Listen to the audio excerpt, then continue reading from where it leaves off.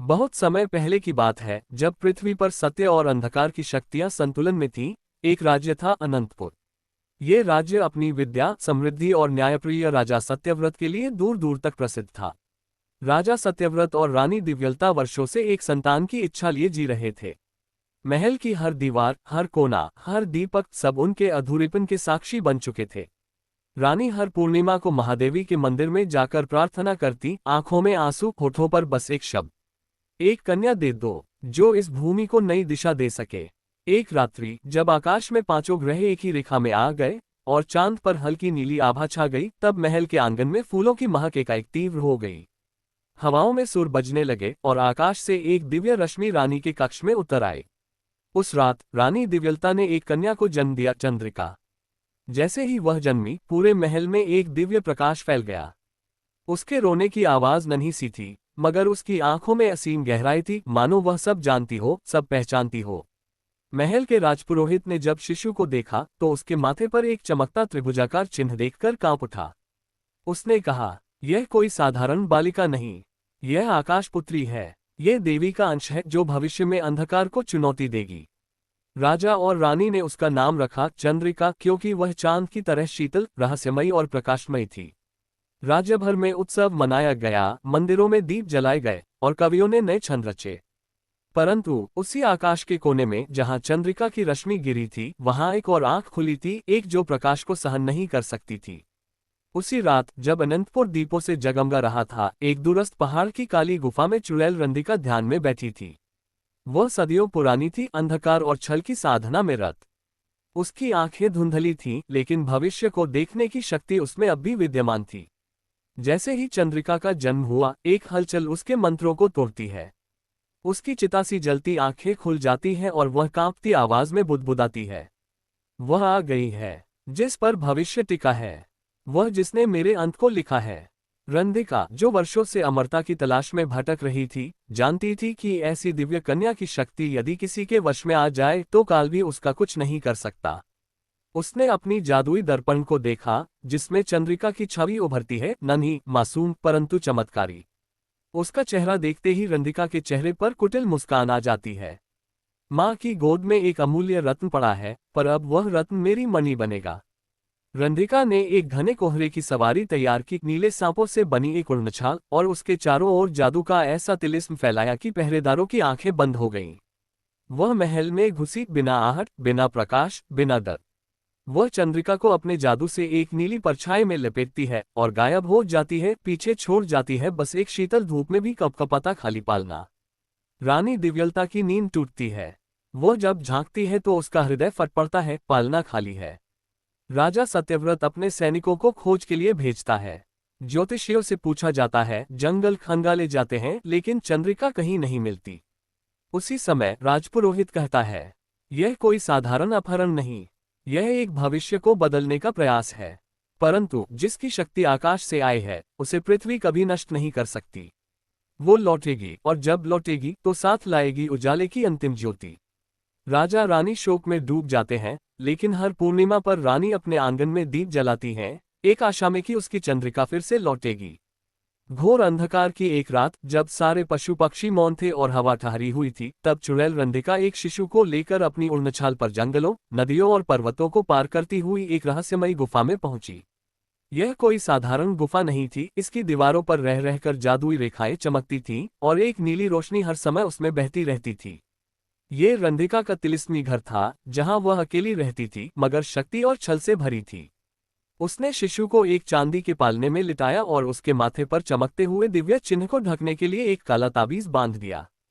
उस दिव्य चिन्ह को देखकर रंधिका भयभीत भी थी और लोभी भी, क्योंकि वह जानती थी कि यह बच्ची कोई साधारण मानव नहीं, बल्कि नियति की पुत्री है, जिसकी शक्ति किसी दिन अंधकार को मिटा सकती है। अब तू मेरी है, उसने बुदबुदाया, और तेरी शक्ति मेरी अमरता बनेगी। उसने शिशु को आरुणि नाम दिया और उसके पालन पोषण का नाटक शुरू कर दिया। वह दिन में माँ जैसी कोमल बनती, कहानियां सुनाती, मीठे पकवान बनाती, लेकिन हर सुबह एक खास नीला पेय पिलाती, जिसमें ऐसा तिलिस्म था जो चंद्रिका की असली पहचान को भुला देता। रंधिका ने आरुणि को सिखाया कि बाहर की दुनिया बहुत खतरनाक है, वहां लोग सुंदरता और शक्ति से डरते हैं, और अगर वो कभी बाहर गई तो उसे जला दिया जाएगा। धीरे धीरे आरुणि का बचपन उसी झूठे संसार में ढलने लगा जहां मां का प्यार दिखावटी था और आजादी एक भ्रम। समय बीतता गया। 16 वर्षों में आरुणि एक आकर्षक, शांत और आत्मविहीन युवती बन चुकी थी। उसकी चाल में एक अजीब सा संगीत था और उसके स्पर्श से मुरझाए फूल खिल जाते थे। मगर वह खुद को साधारण ही मानती थी क्योंकि उसने बाहर की दुनिया को कभी देखा ही नहीं था। पर एक रात कुछ बदला। वह एक अजीब सपना देखती है, एक सुनहरा महल जिसमें एक रानी बैठी है। रानी की आंखों में आंसू हैं और वह बार बार एक ही नाम पुकार रही है, चंद्रिका, मेरी चंद्रिका। आरुणि घबराकर उठती है। उसकी सांस तेज चल रही है। वह माँ यानी रंधिका के पास जाती है और कहती है, माँ, मैं रोज एक सपना देखती हूँ। वहां एक औरत मुझे देखती है और मेरा नाम चंद्रिका कहती है। क्या मैं आरुणि नहीं हूँ? रंधिका के चेहरे पर डर और क्रोध की मिली जुली छाया दौड़ती है। वह आरुणि का हाथ कसकर पकड़ती है और कहती है, सपने सिर्फ भ्रम हैं। तेरे अंदर जो कुछ भी है वो मैंने दिया है। तू वही है जो मैं चाहती हूँ। अब और सवाल नहीं। उस रात पहली बार आरुणि के मन में एक बीज बोया गया, शक का, सच्चाई का। उधर दूर एक राज्य शंखधरा में राजकुमार यशवर्धन को एक रहस्यपूर्ण पुकार मिलती है। एक पुश्तैनी किताब में दर्ज भविष्यवाणी कहती है कि एक दिव्य कन्या, जिसे काले तिलिस्म ने छिपा लिया है, ही अंधकार को हराने की चाबी है। यशवर्धन अपने घोड़े केत की ध्वज पर चढ़कर जंगलों की ओर निकल पड़ता है। कई दिन की यात्रा के बाद वह उस वन में पहुंचता है जहां रंधिका की गुफा है। उसे वहां एक रहस्यमयी शक्ति का अनुभव होता है, जैसे कोई उसे बुला रहा हो। एक रात चांद की रोशनी में वह गुफा के पास छुपकर देखता है कि एक कन्या, लंबे काले बाल, नर्म आंखें और शांत चेहरा, खिड़की के पास बैठी है। वह धीरे से फुसफुसाता है, कौन हो तुम? लड़की चौंकती है लेकिन डरती नहीं। उसका मन जैसे पहचान जाता है, यह आवाज बाहर की नहीं, भीतर की है। वे दोनों धीरे धीरे एक दूसरे से बातें करने लगते हैं। यशवर्धन उसे बाहरी दुनिया के बारे में बताता है और आरुणि उसके शब्दों में अपने सपनों की झलक पाती है। हर दिन यशवर्धन गुफा के पास आता और आरुणि से संवाद करता। उनके बीच एक विश्वास, एक मूक प्रेम पनपने लगता है। फिर एक रात आरुणि कहती है, मैं इस गुफा से बाहर जाना चाहती हूँ, मैं जानना चाहती हूँ कि मैं कौन हूँ। वे भागने की योजना बनाते हैं। यशवर्धन एक जादुई पत्थर लाता है जो रंधिका की दृष्टि से उन्हें कुछ समय तक छुपा सकता है। लेकिन उस रात रंधिका की नींद टूट जाती है। उसे भांप जाता है कि कुछ गड़बड़ है। वह चिल्लाती है, तू मुझे धोखा नहीं दे सकती आरुणि। तू मेरी शक्ति है, मेरी संतान नहीं, मेरी साधना का साधन। उसका चेहरा विकराल हो जाता है। अंधकार का जादू पूरे वन में फैल जाता है। वह पेड़ों को जीवित कर देती है, पशु रूपी राक्षसों को भेजती है। लेकिन तभी आरुणि की आंखों में आग जलती है। वह पहली बार हाथ फैलाकर रोशनी बनाती है, एक सुनहरी प्रकाश रेखा जो रंधिका की छाया को चीर देती है। रंधिका पीछे हटती है, नहीं, ये शक्ति, ये तू कहां से लाए? आरुणि बस एक शब्द कहती है, मैं चंद्रिका हूं। अनंतपुर के महल में वर्षों से उदासी पसरी थी। दीवारों की रंगत फीकी पड़ गई थी और फूलों की क्यारियां मौन थीं। राजा सत्यव्रत और रानी दिव्यलता, जिन्होंने वर्षों पहले अपनी नन्ही राजकुमारी को खो दिया था, अब सिर्फ एक रीतापन जीते थे। फिर भी रानी हर पूर्णिमा को महल की बालकनी पर बैठती, दीप जलाती और गुनगुनाती, सो जारी मेरी चंद्रिका, नीले नभ की पंखुड़ी, माँ की बाहों में तू थी कभी, अब कहाँ है ओ किरण परी। एक दिन आकाश में दुर्लभ संयोग बना, वही ग्रह नक्षत्रों की स्थिति जो चंद्रिका के जन्म के समय बनी थी। और उसी दिन दो घोड़े महल के द्वार पर रुके, एक पर राजकुमार यशवर्धन और दूसरे पर एक युवती, शांत, तेजस्वी और आंखों में आंसुओं की चमक लिए। जैसे ही रानी की दृष्टि उस कन्या पर पड़ी, वह चौंककर खड़ी हो गई। उसकी सांस अटक गई। ये वही चेहरा, ये वही चिन्ह। उसने दौड़ते हुए चंद्रिका को गले लगा लिया, जैसे 1000 वर्षों की प्यास बुझ गई हो। मेरी चंद्रिका, मेरी रोशनी, तू लौट आए। चंद्रिका भी माँ की छाती से लगकर फूट फूट कर रोई, जैसे भीतर जमी हर बरसात बह निकली हो। उसका गला भर्रा गया, पर उसने बस एक शब्द कहा, माँ। पूरा महल दीपों से जगमगाने लगा। आकाश में बिजली नहीं, उजाला नाच रहा था। राजा सत्यव्रत ने पुत्री को देखा, उसकी आंखों में अपने पूर्वजों की आभा थी और हृदय में करुणा। उसी क्षण चंद्रिका के माथे का दिव्य चिन्ह फिर से चमका, जैसे समय ने खुद को पुनः पूरा कर लिया हो। रंधिका को चंद्रिका की वापसी का समाचार तुरंत मिल गया। उसका क्रोध ज्वालामुखी सा फूट पड़ा। उसकी काली गुफा में हवाएं कांपने लगीं। वो मेरी थी, उसने दर्पण तोड़ दिए, मंत्रों की भाषा को बिगाड़ दिया और अंधकार की हर शक्ति को जागृत किया। उसने एक युद्ध का ऐलान कर दिया, वह जो सदी भर की तिलिस्मी शक्ति के विरुद्ध सत्य और प्रकाश के साथ होना था। रात के तीसरे पहर, जब सारी प्रजा सो रही थी, अनंतपुर के आकाश में एक काली आंधी उठी। काले परिंदे, छाया जंतु और भयानक मंत्रों से बनी जादुई राक्षसी सेना महल की ओर बढ़ी।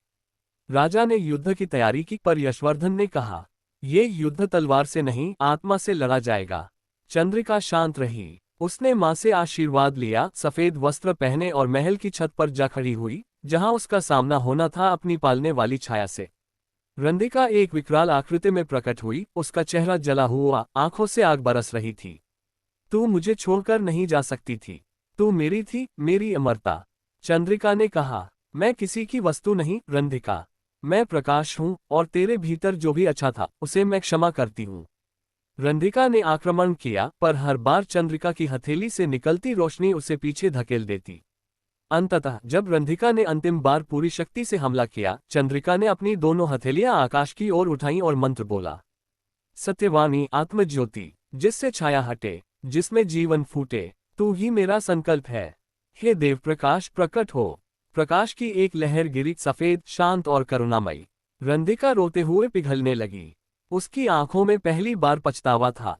उसने कहा, काश किसी ने मुझे भी ऐसे अपनाया होता। और वह एक हल्की राख बनकर हवा में उड़ गई। अगली सुबह अनंतपुर की फिजा बदली हुई थी। चिड़ियों का स्वर पहले से अधिक मधुर था, हवा में फूलों की महक गहरी थी और लोगों की आंखों में आशा लौट आई थी। महल में सभी ने चंद्रिका के सम्मान में उत्सव मनाया, पर जब राजा ने उसे गद्दी पर बैठने को कहा, वह मुस्कुराकर बोली, मैं गद्दी नहीं चाहती। मेरा पथ राजमहल से नहीं, जन सेवा से होकर जाता है। मैं एक ऐसी जगह बनाना चाहती हूं जहां हर लड़की, हर बालक अपनी पहचान पा सके। उसने महल से कुछ दूर एक आश्रम की स्थापना की, दीप्ति निकेतन, जहां आत्मबल, सच्चाई और करुणा को पढ़ाया जाता था। वहां कोई जात पात नहीं, कोई राजा रंक नहीं, बस मानवता का पाठ होता। चंद्रिका के साथ यशवर्धन भी वहां बच्चों को तलवार, नैतिकता और विवेक सिखाते थे। सालों बीत गए। चंद्रिका और यशवर्धन अब नायक नहीं, शिक्षक बन गए थे, लेकिन उनकी आंखों में वही ज्योति थी। एक दिन झील के किनारे, जब सूरज ढल रहा था और जल पर नारंगी किरणें बिछी थीं, यशवर्धन ने चंद्रिका का हाथ थामा और कहा, तू जब रंधिका की कैद में थी, मैं तब भी तुझसे प्रेम करता था, बिना जाने कि तू कौन है। अब जब तू सारी दुनिया की रोशनी है, क्या मैं अब भी तेरा साथी बन सकता हूं? चंद्रिका ने मुस्कुराकर उसकी आंखों में देखा और कहा, प्रेम वो नहीं जो पहचान से आता है। प्रेम वो है जो पहचान बनाता है। मैं तुम्हारे साथ हूं, हर जन्म, हर युग में। उनका विवाह हुआ, कोई आडंबर नहीं, कोई स्वर्ण महल नहीं, बस जंगल के फूलों से सजी वेदी और बच्चों की तालियों की गूंज। इस तरह चंद्रिका की कथा पूर्ण हुई, एक रोशनी से जन्मी आत्मा, जिसने अंधकार को माफ कर दिया और प्रेम को जीवन का मूल बना दिया। दीप्ति निकेतन की स्थापना के कुछ ही महीनों में ये केवल एक गुरुकुल नहीं, एक आंदोलन बन गया। आसपास के गांवों से अनाथ बच्चे, सताई गई स्त्रियां, दलित जन और असहाय वृद्धजन वहां पहुंचने लगे। चंद्रिका हर किसी को नाम, जाति, धर्म से नहीं, प्रकाश और अस्तित्व से पहचानती थी। वो बच्चों को आत्मबल सिखाती, स्त्रियों को हस्तकला और जड़ी बूटियों का ज्ञान देती, और पुरुषों को अहिंसा, सहिष्णुता का पथ समझाती। राजा सत्यव्रत अब वृद्ध हो चले थे। उन्होंने कई बार चंद्रिका से अनुरोध किया कि वह राज्य की गद्दी स्वीकार करे, लेकिन चंद्रिका का उत्तर हर बार विनम्र था, जिसके पास लोगों का विश्वास हो, उसे गद्दी की आवश्यकता नहीं। मैं तो आत्माओं की रक्षक हूं, सिंहासन की नहीं। फिर भी उसने राज्य के प्रशासनिक कार्यों में मार्गदर्शन देना आरंभ कर दिया, जैसे एक छाया जो दूर से दिशा देती है पर स्वयं धूप से अलग रहती है। एक रात जब चंद्रिका ध्यान में बैठी थी, उसे स्वप्न में एक छाया दिखी, रंधिका नहीं, पर कुछ वैसी ही। एक वृद्ध स्त्री, जिसकी आंखें पीली थीं और माथे पर काले चंद्र का चिन्ह। उसने कहा, तू रंधिका को मिटा सकती है, पर अंधकार को नहीं। अंधकार हर आत्मा के भीतर है। मैं वही अंधकार हूं, और मैं लौटूंगी। चंद्रिका का हृदय कांप गया। अगले दिन उसने यशवर्धन को बताया, और दोनों ने तय किया कि बच्चों को अब जादू और आत्मरक्षा की शिक्षा भी दी जाएगी। ज्ञान के साथ विवेक और शक्ति का संतुलन अनिवार्य था। उन्होंने एक विशेष कक्ष खोला, तिलिस्मी सभा, जहां पुराने शास्त्र, मंत्र और ज्योतिष के रहस्य पढ़ाए जाते। दीप्ति निकेतन के पास एक बहुत ही प्राचीन वृक्ष था, कल्पतरु। कहते हैं, वह वृक्ष केवल उसी से बात करता है जो अपने भीतर के भय को जीत चुका हो। एक शाम चंद्रिका उस वृक्ष के नीचे ध्यानमग्न बैठी थी। तभी उसे एक आवाज सुनाई दी, न नर की, न नारी की, बल्कि सृष्टि की। तेरी यात्रा अभी समाप्त नहीं हुई। जिसे तूने जन्म दिया है वो ही तेरे मार्ग की नई शुरुआत बनेगा। जैसे तू प्रकाश बनी, वैसे कोई और बनेगा तुझसे भी आगे का दीप। उसके कुछ महीने बाद चंद्रिका को ज्ञात हुआ कि वह गर्भवती है। पूरा निकेतन आनंद में डूब गया। सबने कहा अब फिर से रोशनी जन्म लेगी। पर चंद्रिका मुस्कुरा कर कहती, रोशनी कभी मरती नहीं, वह बस रूप बदलती है। जब उसका गर्भ 7वें महीने में था तभी एक अंतिम तूफान उठा। रंधिका के पुराने शिष्य जो कभी तंत्र के अंधकार में दीक्षित थे, उन्होंने दीप्ति निकेतन पर आक्रमण किया। ये युद्ध तलवारों से नहीं, विचारों से लड़ा गया। वे लोग बच्चों को बहकाते, कहते शक्ति छीनी होती है, सेवा से नहीं मिलती। चंद्रिका ने उनसे युद्ध नहीं किया, उसने उन्हें शांति से आमंत्रित किया।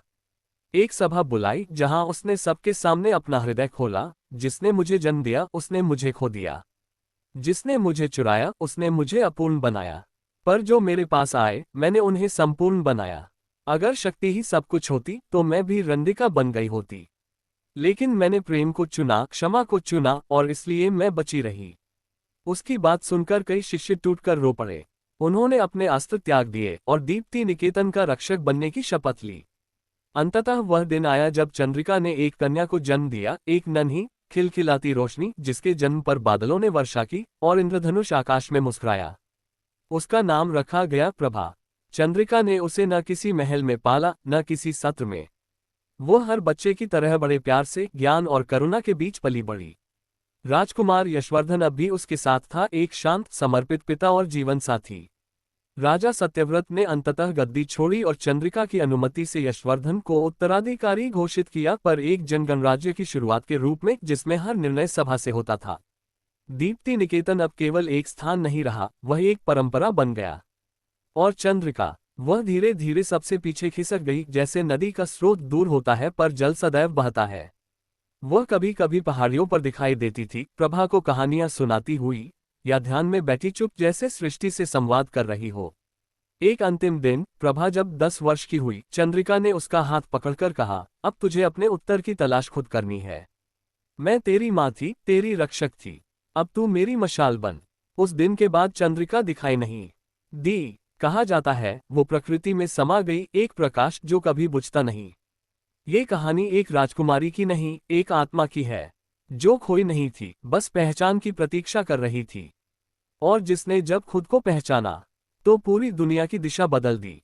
दोस्तों, उम्मीद है आपको यह वीडियो पसंद आई होगी। अगर पसंद आए तो प्लीज़ वीडियो को लाइक और शेयर करें, और जाने से पहले प्लीज़ इस चैनल को सब्सक्राइब करते हुए जाएं, जिससे कि आगे आने वाली नई वीडियो की नोटिफिकेशन आपको मिलती रहे। खुश रहिए, मोटिवेटेड रहिए।